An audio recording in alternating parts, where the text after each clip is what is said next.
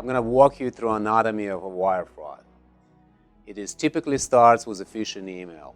Agent, realtor, broker, buyer or seller would typically receive the email. So the email has two purposes, either to install the keylogger or steal the credentials.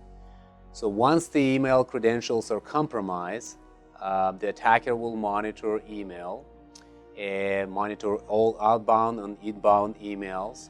Typically in the last 24 hours, the attacker will create a spoofed email that will be sent to a buyer or seller with the changes in the wiring instructions, and the wiring instructions will be changed and attackers will walk out with the money.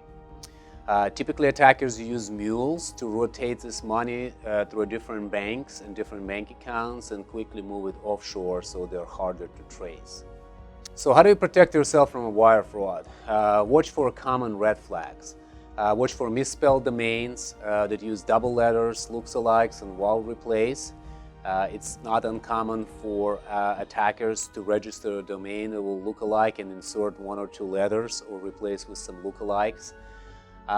Look for different domains, especially free domains. For example, if you're communicating with a buyer or seller and they were Outlook.com and all of a sudden you receive email from them that's saying it's Gmail, that's a red flag.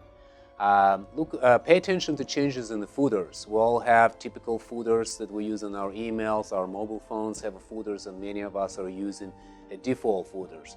Send from my iPhone, send from my Galaxy 7.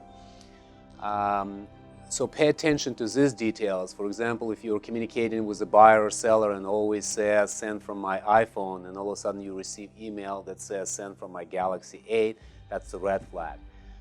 Look for changes in the style. We all have our own style. An attacker have their own style. So look for any changes in the styles that emails are written.